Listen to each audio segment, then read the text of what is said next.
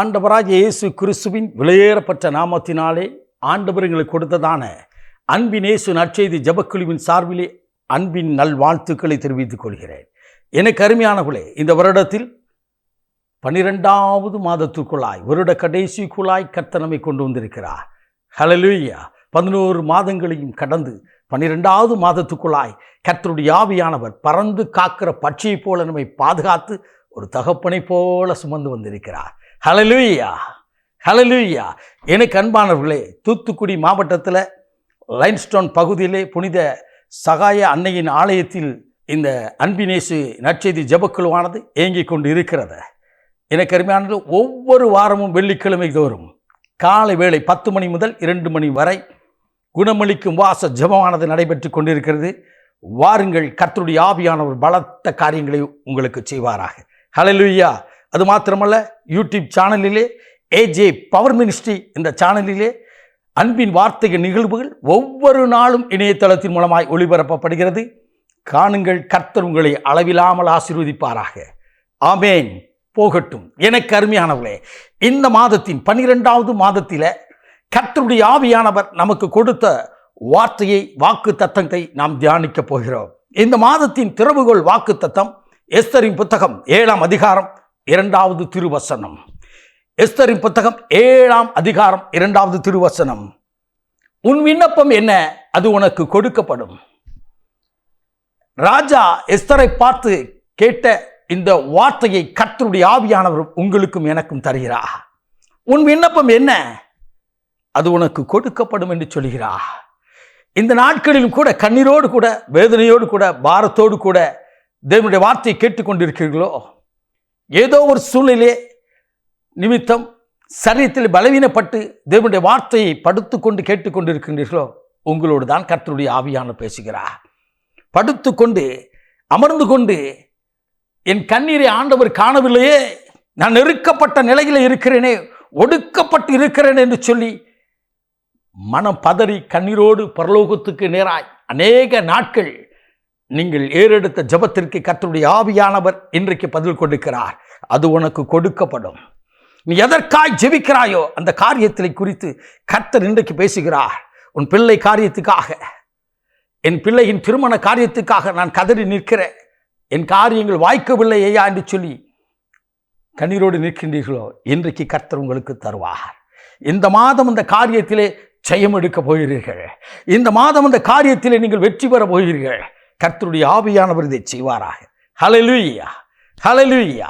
என்னை கேட்டுக்கொண்டிருக்கிற அருமையானவர்களே, எஸ்தர் ராஜாவிடத்தில் பிரவேசித்து ராஜாவை விருந்துக்கு அழைத்த போது விருந்துண்டு ராஜா கேட்கிறார். எஸ்தரின் புத்தகமானது விருந்தில் தொடங்கி விருந்தில் முடிகிறது. இந்த 10 அதிகாரத்திலே முதல் அதிகாரம் ராஜாவின் அரண்மனையிலே விருந்து நடந்தது என்று சொல்லி 10ஆம் அதிகாரம் விருந்து முடிகிறது. எனக்கு அருமையானவர்களே, முழு பரிசுத்த வேதாகமும் முதல் அதிகாரத்திலிருந்து நீங்கள் வாசிப்பீர் என்று சொன்னால், மரத்திலே பாவமானது வந்து திருவெளிப்பாடு புத்தகம் வெளிப்படுத்த சுவிசேஷத்திலே மரத்தில் முடிவது போல இந்த புத்தகம் எஸ்தரின் புத்தகம் இது ஒரு சரித்திர புத்தகம். எஸ்தர் புத்தகம், நெகேமியா புத்தகம், யோபு புத்தகம்லாம் சரித்திர புத்தகம். இந்த சரித்திர புத்தகத்திலிருந்து கர்த்தருடைய ஆவியானவர் நமக்கு ஒரு வார்த்தையை நமக்கு கொடுக்கிறார். ராஜாவை அழைத்தாள், அவருக்கு விருந்து கொடுத்தாள். அவன் நிலை என்ன, அவள் ஒரு அடிமை பெண்ணாய் இருந்து உயர்த்தப்பட்டவள். அவள் அடிமை பெண்ணாய் இருந்து ராஜாத்தியாய் உயர்த்தப்பட்டவள். எனக்கு அருமையானவரே, நீங்கள் உயர்த்தப்பட வேண்டும் என்று சொன்னால் என்றோ ஒரு நாள் ஒரு வசதி தள்ளப்பட்டு இருக்க வேண்டும். உங்களுக்கென்று ஒரு இடத்தை ஆயத்தம் பண்ணுகிற தேவன் வேதம் சொல்கிறது. கர்த்தர் ஆயத்தம் பண்ணினதை கண் காணவும் இல்லை, காது கேட்கவும் இல்லை.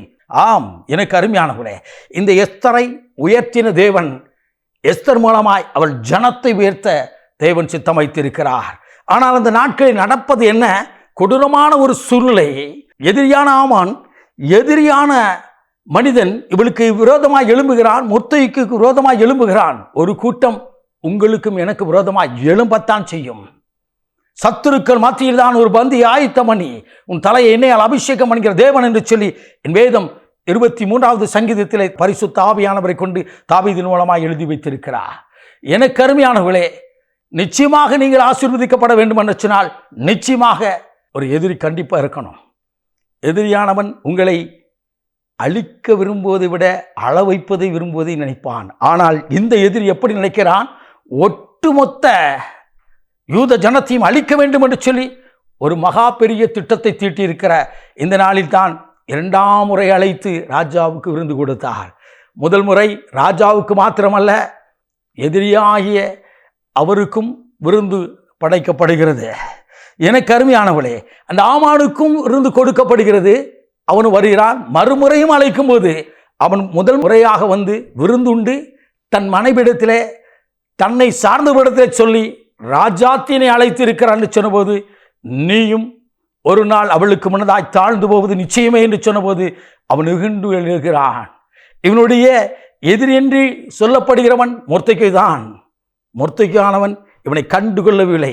தேவ பிள்ளைகள் எந்த மனிதரையும் கண்டுகொள்வாதபடி கர்த்தரை நோக்கி, பரத்தை நோக்கி, பரலோகத்தை நோக்கி நீங்களும் நானும் கரத்தை உயர்த்துவோம் என்று சொன்னால் உங்கள் சிரசு உயர்த்தப்படும்.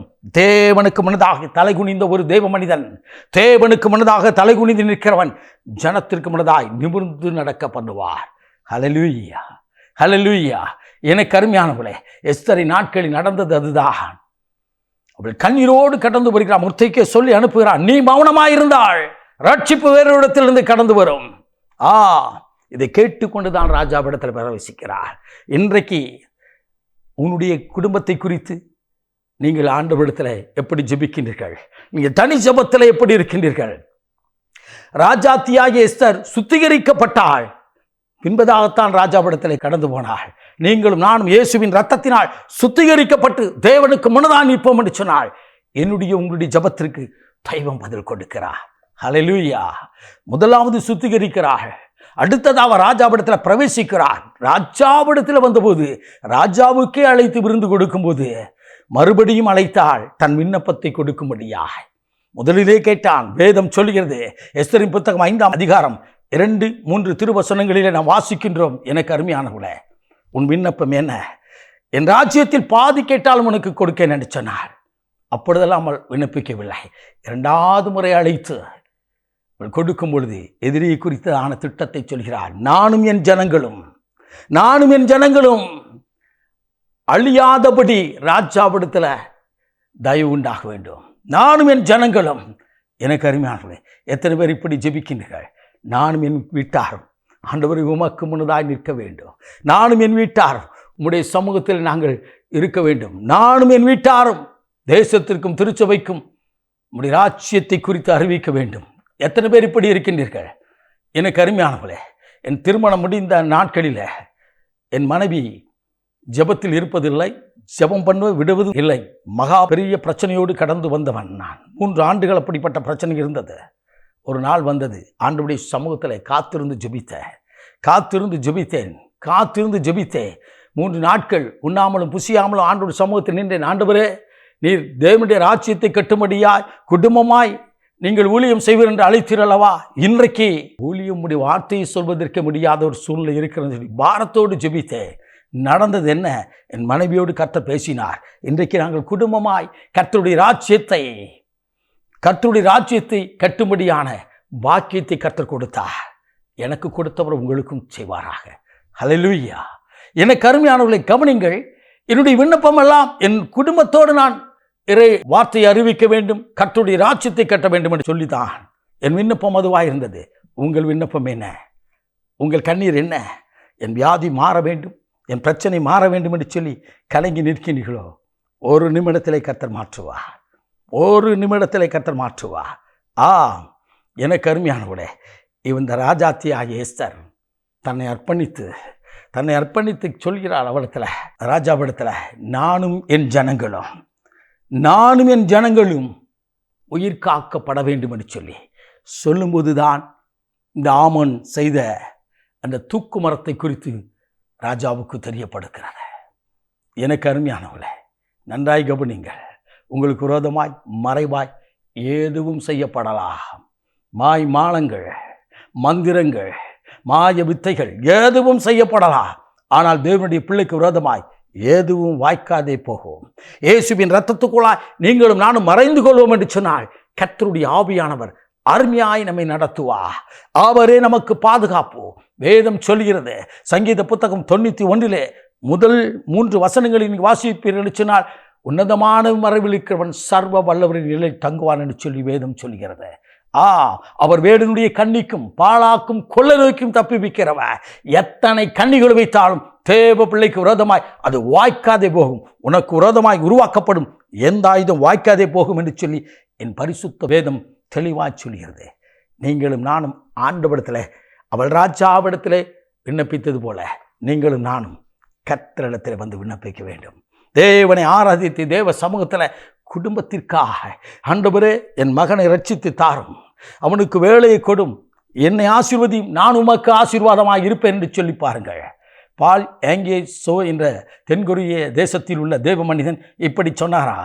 கஷ்டமான சூழ்நிலையிலே பாடுகள் மத்தியிலே ஊழியம் செய்தபோது சொன்னாராம், ஆண்டவரே என்னை ஆசீர்வதியும், நான் உமக்கு ஆசீர்வாதமாக இருப்பேன் என்று சொல்லி. இந்த எஸ்தர் ராஜாத்தி ராஜாவிடத்தில் சொன்னாள், விண்ணப்பித்தாள். அவள் விண்ணப்பம் கேட்கப்பட்டது. எதிரி அவன் செய்த தூக்கு மரத்தில் அவனை தொங்கும்படியாய் ராஜாவின் ஆணை வெளிப்பட்டது. ராஜாதிராஜனுக்கு முன்னதாய் நீங்களும் நானும் நின்று அந்த விண்ணப்பத்தை தேவ சமூகத்தில் கொடுப்போம் என்று சொன்னால் நிச்சயமாகவே காரியம் மாறுதலாய் முடியும். எஸ்தரின் புத்தகம் 9ஆம் அதிகாரம் 1 வசனம் சொல்கிறது, யூதர்களை அழிக்கும்படியாய் எதிரி எண்ணினான், ஆனால் அந்த நாளோ யூதர்கள் அவர்களை மேற்கொள்ளும்படியான நாளாய் முடிந்தது. ராஜாதி ராஜாவிடத்திலிருந்தே கட்டளை பிறத்தது. எனக்கு அருமையானவர்களே, நீங்களும் நானும் ஆண்டவர் சமூகத்தில் நின்று கண்ணீரோடு நிற்பம் அடிச்சினால் எப்படிப்பட்ட பிரச்சனைகளையும் வேதம் சொல்கிறது, அவருடைய பிரசன்னம் மலைகளை மெழுகுபோல் இருக்குமா.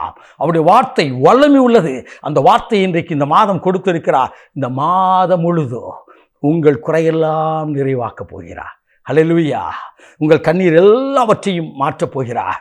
இந்த நாளிலிருந்து இந்த மாதம் முடியும் வரை புதிய ஆண்டுக்குள் பிரவேசிக்கும் முன்னதாக கர்த்தர் உங்கள் கண்ணீரை துடைத்து உங்கள் வேதனைகளை மாற்றி உங்கள் கையின் பிரயாசங்களை அளவில்லாமல் ஆசீர்வதிப்பாராக. ஹல்லேலூயா.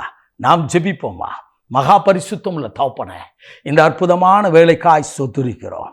அன்றைக்கு எஸ்தருக்கு ராஜாவின் கண்களை தயவு கொடுத்து அவள் விண்ணப்பத்துக்கு பதில் கொடுத்த ராஜாவை போல ராஜாதி ராஜாவிடத்தில் இப்பொழுது நாங்கள் ஜெபிக்கிறோம்.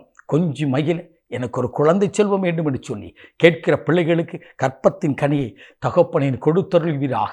தகப்பனே, சத்துருக்கள் மத்தியிலே தகப்பனை நாங்கள் நெருக்கப்பட்டு ஒடுக்கப்பட்டு இருக்கிறோம் என்று சொல்லி கதறி கண்ணீர் விட்டு நிற்கிற ஜனங்கள் மத்தியிலே சத்துருக்களை சரி கட்டுதலை இந்த மாதம் அவர்கள் காண்பார்களாக. வெள்ளம் போல சத்துரு வரும் பொழுது ஆவியானவர் அவனுக்கு விரோதமாய் கொடியேற்றுவார் என்று வேதத்தில் எழுதி வைத்தீரே. இன்றைக்கு யுத்தம் செய்யும்படியாய் பரலோகம் இறங்குவதாக, தேவ தூதர்கள் இறங்குவார்களாக. தகப்பனே, ஒவ்வொருடைய கண்ணிற்கும் பதில் கொடுத்து அற்புதம் செய்து மகிழ பண்ணும். ஒவ்வொருடைய விண்ணப்பத்திற்கும் நீ பதில் செய்வதற்காய் நன்றி. இயேசு இரட்சகரின் வெளியேறப்பட்ட நாமத்தில் ஜெபிக்கிறோம் ஜீவனுள்ள நல்ல பிதாவே. ஆமென். ஆமென். God bless you.